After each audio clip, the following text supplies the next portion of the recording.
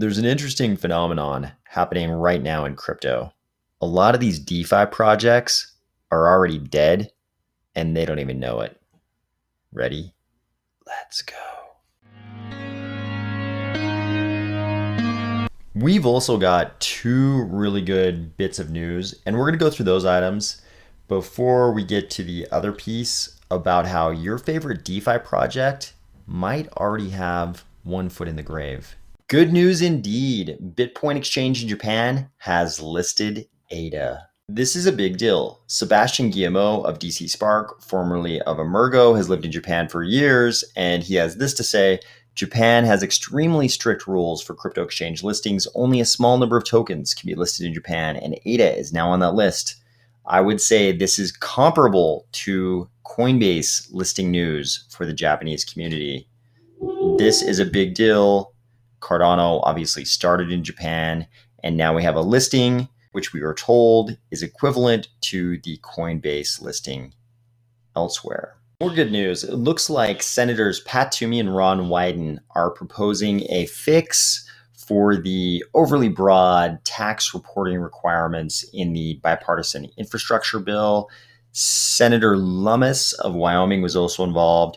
We don't know where their proposed amendment's going to go. We don't know if it'll get included in the bill. We don't know if it'll get rejected. We don't know if it'll be some other change. We don't know if it'll be decided that the bill won't pass with the amendment. We don't know what's going to happen, but thank you to these three senators and the other senators that will inevitably be on their side for at least trying to fix this bill, the language in this bill that would be a lot of a catastrophe for a lot of different actors in crypto. A lot of organizations and people in crypto lobbied hard for this amendment. Hopefully it gets accepted. I hate to say it, but I cannot come to any conclusion except that DeFi is full of a lot of projects that are already dead. They might not know they're dead. They might think they're alive, but there are a whole bunch of zombie projects running around in DeFi. It's like they're all out in this meadow, wandering around, making the weird noises, doing the weird stuff with their arms, looking for something to eat like normal. But if you look out on the horizon there's a bunch of dudes on horses with crossbows. And we don't know when they're going to get to this little meadow where all the zombies are wandering around doing their normal zombie stuff. But those dudes on those horses, they're going to get to that meadow eventually, and they're going to use those crossbows and put those zombies out of their misery. That's going to happen.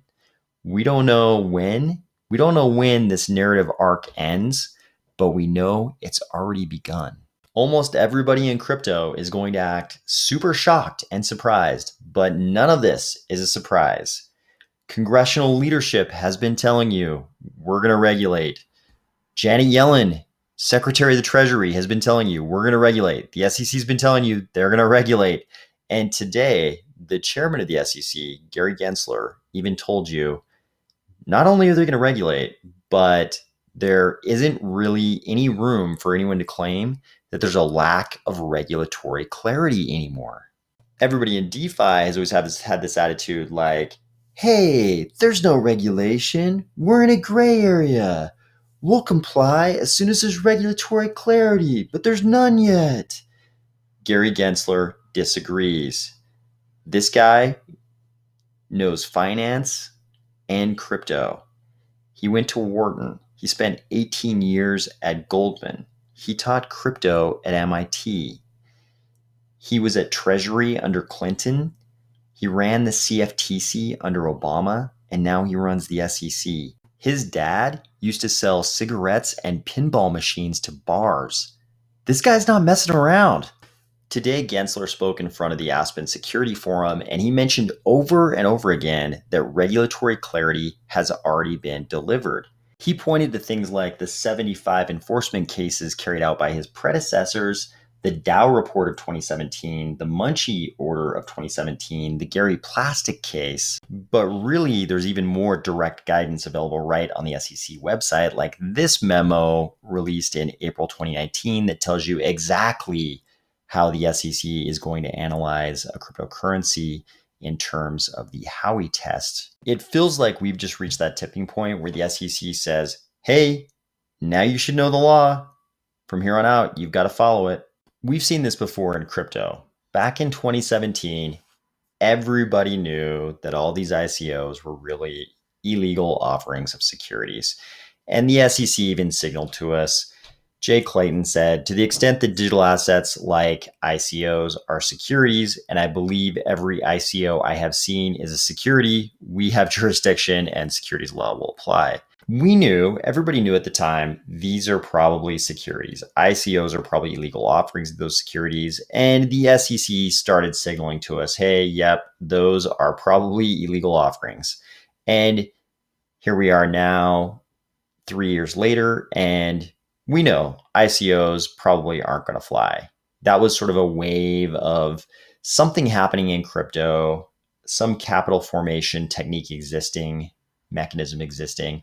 And after some short period of time, everybody realizes, okay, that's probably not allowable.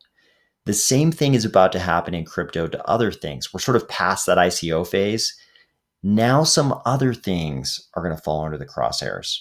Gensler laid those other things out today. He said, first, many of these tokens are offered and sold as securities. And he says he finds himself agreeing with Jay Clayton from 2018 when he said that all of the ICOs he was seeing seemed like they are securities.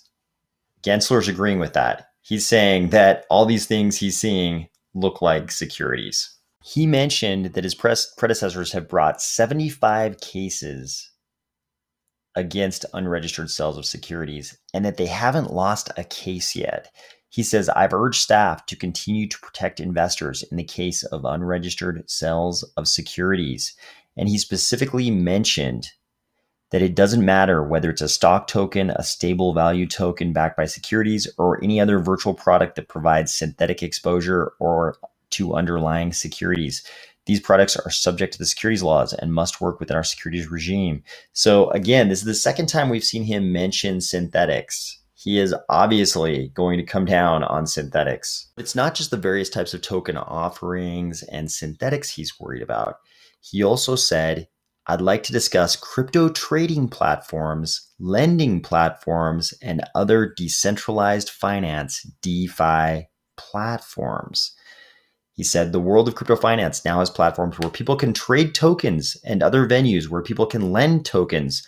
I believe these platforms not only can implicate the securities laws, some platforms can also implicate the commodities laws and the banking laws. Remember, he used to be over at the CFTC. He knows a thing or two about commodities. He said a typical trading platform has more than 50 tokens on it. In fact, many have well in excess of 100 tokens. While each token's legal status depends on its own facts and circumstances, the probability, this is the important part, the probability is quite remote that with 50 or 100 tokens, any given platform has zero securities. Later on, he even revised that and he said, if a platform has 25, 50, like in his mind, the number kept getting lower. He's like, probably even if you have 25 tokens on your platform, the chances that none of them are securities is quite remote. I mean, he already told us that he agreed with Jay Clayton when Jay Clayton said that every single ICO he had seen was a security. I mean, Gensler is telling us the same thing without saying it, that if you have any number of tokens on your platform, there's probably a very low chance that not a single one of them is a security. The deal is, if any of them are securities, then you are engaging in the business of an unregistered securities exchange. That's something the SEC cares very much about. But it's not just DEXs or automated market makers or swaps that he cares about. He also talked about lending platforms and other decentralized DeFi platforms. So specifically, he said that there were dozens of platforms touting 4, 7, or 9% returns if you would just lend them your crypto. And his related remarks involved him asking the question, saying, we don't know what these are some of these Ponzi schemes? So, I mean, that's the chairman of the SEC is asking himself right now, these platforms where you can go and give someone your crypto, give them custody of your crypto, are some of these platforms Ponzi schemes? That's what he's asking. He's not asking, these. He's not even yet asking these hyper technical questions about what they're doing with your crypto, how they're getting those returns, if they're properly disclosing, the terms of the return rate. He's straight up asking, are some of these Ponzi schemes? That's how the SEC is thinking about these lending platforms right now. We found out that Chairman Gensler loves the phrase, make no mistake. He used it at least 3 different times to address 3 different types of crypto projects here. He says, make no mistake. It doesn't matter whether it's a stock token, a stable value token backed by securities, or any other virtual product that provides synthetic exposure to underlying securities. These products are securities and must work within our securities regime. I'm paraphrasing a little bit. He says, make no mistake, to the extent that there are securities on these trading platforms, under our laws, they have to register with the commission unless they meet an exemption. Make no mistake, if a lending platform is offering securities, it also falls into SEC jurisdiction. He also doesn't want us making any mistakes about stablecoins. He's very concerned about stablecoins. So he goes on and on about how stablecoins could be used to sidestep AML laws. People might use them for money laundering, all kinds of things. It might be a threat to the financial stability of the system. He mentioned Facebook's Libra, now called Diem. Talked about how, the size of the stablecoin infrastructure these days. So it's pretty obvious. He's reading from the same notes that everybody else is, who attends the President's Working Group on Financial Markets. And we know from an article we covered last week, I think, that Janet Yellen went to that meeting and told the regulators involved in that meeting, including Gensler, that they all needed to get tough on crypto. And Gensler says, he says, these stable coins may be securities and investment companies. To the extent they are, we will apply the full investor protections of the Investment Company Act and the other federal securities laws. I look forward to working with my colleagues on the President's Working Group of Financial Markets on these matters. That's the meeting. Janet Yellen runs that meeting, and people like Gensler have to attend, and the CFTC has to attend, and I'm sure FinCen has to attend. And they all get together, and Janet Yellen told them, we're going to get tough on crypto. And the day before that meeting, I believe she received the letter from Elizabeth Warren instructing her to get tough on crypto. So they're all getting tough on crypto, and this is the result. And stable coins are like target number 1.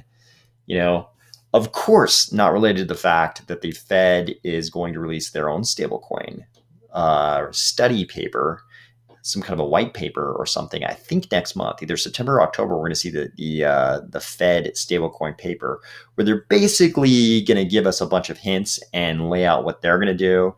It'll be couched in, hey, we're going to have a comment period. So, give us all your comments. Everything's undecided, and we're going to take everything into account. But usually the way this works is they've already decided exactly what they're going to do.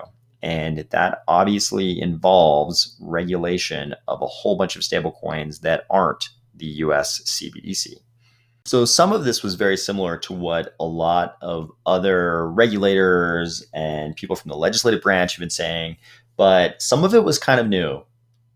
Gensler mentioned the word platform many, many times. He knows enough about crypto to understand how crypto works. And he even understands how DeFi platforms work. And he's obviously going to go after DeFi platforms that fall anywhere under the auspices of SEC regulation. He says that we, the SEC, need to do some additional work with Congress on these platforms.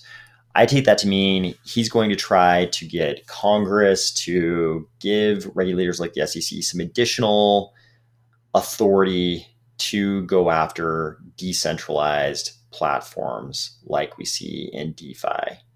I think the SEC has already kind of laid out a case. I should say they've left room. They've left room in their guidance on the Howey test to take in decentralized platforms as well. But I think what Gensler is hinting at is that he's going to go to Congress and try to get Congress to give them some specific authority to go after decentralized platforms if those platforms are engaging in, various forms of unregistered securities work. And another thing he mentioned a few different times, and he's mentioned in other public appearances, is that he doesn't really say it outright, as he probably shouldn't, but he basically tells us, "Hey, we need some more funding. The SEC just needs more people. The reason they're not going after even more projects in crypto. I mean, he mentioned that they've successfully gone after people in 75 different cases. His predecessors have, and that he's going to continue that practice. He's going to go after more during his term as SEC chair. But the reason they don't go after even more is because they need more funding so they can hire more SEC people to do this. Because he said it's very labor intensive. Going after these projects is labor intensive. He even mentioned, without saying the name, he kind of described the BitMEX scenario. That was Arthur Hayes. BitMEX, was the Bitcoin mercantile exchange. It was, the corporate entity was domiciled in the Seychelles. I think a lot of people using the product kind of thought it was based in Hong Kong. And Arthur Hayes, at least recently, was hanging out in Singapore. And without mentioning that case specifically, Gensler said, hey, it's kind of tough. A lot of these projects have corporate domicile on some island like the Seychelles. And he's like, it takes a lot of work to put these cases together. But he also mentions, we've never lost a case against any of these crypto companies. He says, we've done this 75 times and we haven't lost yet. We always win.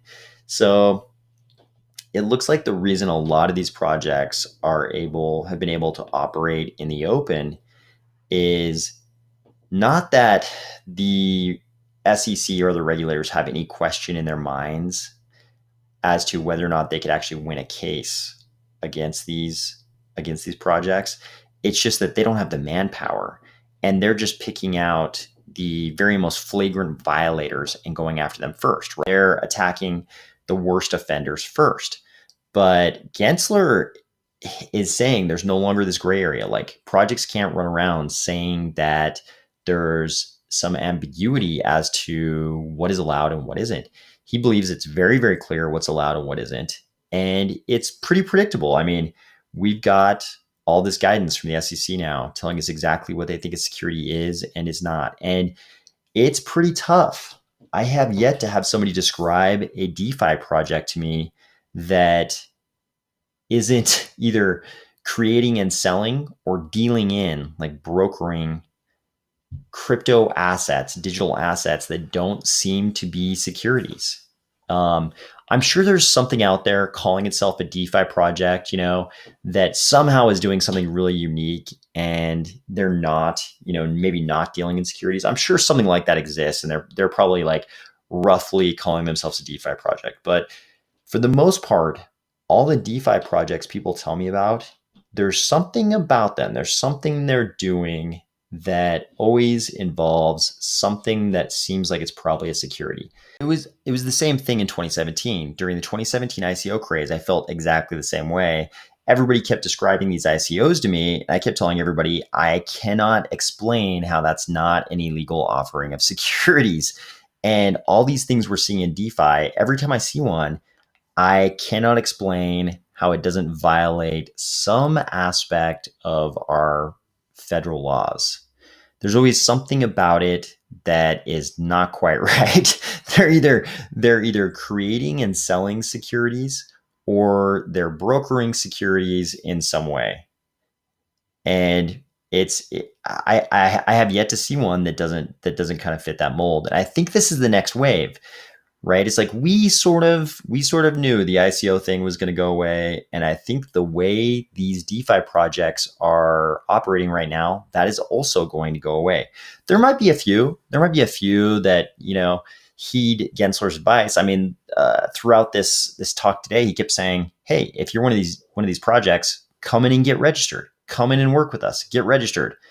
Of course, that's easier said than done, because the process of getting registered involves no longer no longer being in non-compliance. That's a euphemistic way of saying it. No longer being in non-compliance, like ceasing the violation of US securities laws. And these projects don't want to do that because all the things they do that are really attractive to people are the non-compliant things, right? I mean, we don't even talk in crypto, we don't even talk about the fact that in the normal securities world, you have accredited investor rules. Like what happens to these DeFi projects if they can only sell to accredited investors, right? If it's not some kind of a if it's not some kind of a like listed security. What if all these assets are declared to be securities and the DeFi project that goes in and gets registered as some kind of a registered securities exchange, what if they can no longer sell those to unaccredited investors, to non-accredited investors? I mean, that changes the dynamics of the whole DeFi thing, because the whole thing that's going on is they're taking tokens that represent some kind of an early stage venture. And when you have that going on in the normal securities world, you can't sell that to random people off the street. If it's not a registered security that's listed somewhere like on a real exchange, you can't just go out and sell that to random people off the street unless there's some exemption. In some cases, you can sell it to like limited numbers of people who aren't accredited investors.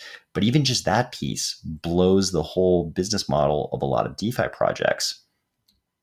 So DeFi projects right now, I mean, they think they're fine because nobody has been the subject of litigation. Nobody they know has been the subject of litigation with the SEC. But what Gensler's telling us is that that could all change pretty quick. If Congress gives him the funding to hire more SEC people, it sounds like they're probably going to go after way more of these platforms, and especially if he gets the authority from Congress specifically to go after these DeFi platforms. We don't know when this narrative arc ends, but we know we're already on that arc. We don't know, does this all happen in the next year, 2 years, 5 years, within the next decade? We don't know how long this is going to take, but if you ask me, how many of these DeFi projects are going to be operating in the same way in 5, 7 years they are now? It's probably a very small number. This is just like the ICO period. It was always illegal. A bunch of people got busted. A bunch of people got away with it. But eventually it came to an end, and it was clear to everybody that it was no longer going to be allowed. Right now, we're seeing the beginning of the end of a lot of this DeFi period. These zombie projects may think they're fine, but those riders on the horizon with the crossbows, they're getting closer every day. Charles probably put it best in his most recent AMA. Somebody asked him about regulation, and his immediate off-the-cuff response was very matter-of-factly, we'll see what survives. I think this is where various crypto projects are going to differentiate themselves, because while a lot of crypto projects might have started out with the intent of being networks of cryptocurrency users, they accidentally morphed into networks of DeFi subnetworks. I think Ethereum might be an example of this. If you ask yourself what's left of Ethereum if not a lot of DeFi survives, it might not be too far off base to say not a lot of Ethereum survives. If you take away all the DeFi, what have you got left? It's gotten to the point where a lot of people are saying that, at least in their minds, they seem to equate cryptocurrency with DeFi. DeFi is the thing that's done on cryptocurrency. And that's not the only approach. You have these projects like Cardano, which haven't focused on DeFi. Sure, there are DeFi projects being built on Cardano. It's a permissionless blockchain, and anybody can build on it. So, of course, there are DeFi projects being built. But Cardano's not aimed at that. It's aimed at things like the Ethiopia Ministry of Education project, and maybe helping El Salvador build a blockchain-based digital government. Things like that, transforming societies. those things won't be affected by a gigantic crushing DeFi crackdown. But cryptocurrency networks that have accidentally turned into networks of DeFi subnets, they might have a much harder time. So I think this is one of those pivotal tipping point periods in the evolution of crypto where if you are thinking about building a blockchain, a cryptocurrency network, if you will, you might want to take into account what could happen to DeFi over the next couple of years. If you're building a project, if you're building a DeFi project, you need to be looking at what's going on with these federal regulators, like the things that they're saying. They're not being subtle in their signals. They're letting you know that the landscape for operating in decentralized finance is about to change, and you should have a game plan. If you don't have a game plan as to how you're going to comply with the regulatory frameworks that have kind of always been there, but might be newly enforced, then it's not so certain that your DeFi project is going to be around in 5 years. This stuff is not going to be immediate, but the projects who are doing something that does not fit into the regulatory frameworks that have kind of always been there, I don't know that I can make an argument those projects are going to be around in 5 years unless they have some kind of a game plan for how they're going to continue operations in a way that's compliant. It's exactly what Charles said. We'll see what survives. Talk to you tomorrow.